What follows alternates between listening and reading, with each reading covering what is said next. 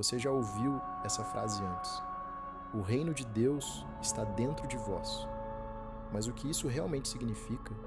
Porque se você cresceu dentro de uma religião, provavelmente te ensinaram a procurar o reino de Deus em algum lugar fora de você, em uma igreja, em um ritual, em um comportamento certo, em uma vida perfeita o suficiente para merecer entrar. Mas existe algo que precisa ser dito. Jesus não disse isso, pelo menos não da forma que nos ensinaram. Os fariseus foram até Jesus e perguntaram quando o reino de Deus viria, e ele respondeu algo que deveria ter mudado tudo. O reino de Deus não vem com sinais visíveis para ser observado, nem dirão, está aqui ou está ali, porque o reino de Deus está dentro de vós. Lucas 17, versículos 20 e 21. Pensa no que isso significa. Ele não apontou para o céu, não apontou para o templo, não apontou para uma lista de regras a cumprir. Ele apontou para dentro. E ele disse isso exatamente para os fariseus, as pessoas que mais defendiam as regras religiosas da época, como se estivesse dizendo: vocês procuram em todos os lugares errados. Mas talvez você pergunte: e a paz? Isso também está dentro de mim? Jesus respondeu isso também. A paz eu vos deixo, a minha paz eu vos dou. Não a dou como o mundo a dá. Não se turbe o vosso coração, nem se atemorize. João 14, versículo 27. Não como o mundo a dá. O mundo oferece paz quando tudo está bem, quando as contas estão pagas, quando o relacionamento está funcionando, quando as pessoas te aprovam. Mas Jesus fala de uma paz diferente, uma paz que não depende de nenhuma dessas coisas. E Paulo foi além. E a paz de Deus, que excede todo o entendimento, guardará os vossos corações e os vossos pensamentos. Filipenses 4, versículo 7, que excede todo o entendimento. Ou seja, não é algo que você conquista com esforço, não é algo que você merece com comportamento, é algo que já existe dentro de você, esperando ser acessado. E o amor? O amor de Deus foi derramado em nossos corações pelo Espírito Santo. Romanos 5, versículo 5. Não foi prometido para o futuro.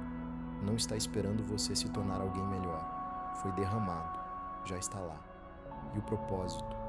Porque somos feitura de Deus, criados em Cristo Jesus para as boas obras, as quais Deus preparou de antemão para que andássemos nelas. Efésios 2, versículo 10.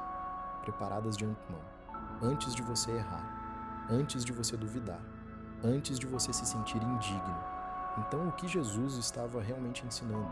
Que tudo que você procura fora, paz, amor, propósito, conexão com o sagrado, já tem endereço.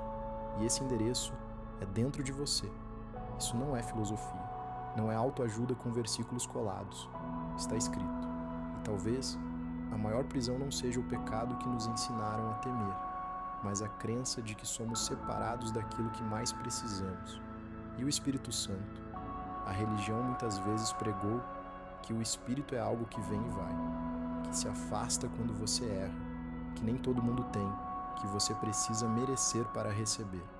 Mas Jesus disse o oposto, com todas as letras. E eu rogarei ao Pai, e Ele vos dará outro Consolador, para que fique convosco para sempre.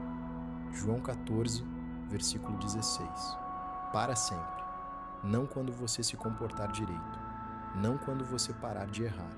Não em dias especiais dentro de uma igreja. Para sempre. E foi além. O Espírito da verdade habita convosco e estará em vós. João 14, versículo 17. Não ao redor de você. Não visitando você de vez em quando. Dentro de você. Jesus não prometeu um espírito que se entristece e se afasta. Ele prometeu um consolador, um que fica, um que habita, um que ensina, um que não abandona. Não vos deixarei órfãos.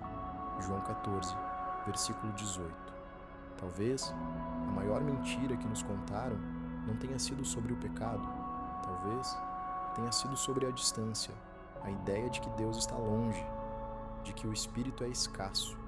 de que você precisa correr atrás de algo que já está dentro de você. Onde está o Espírito do Senhor, aí a liberdade.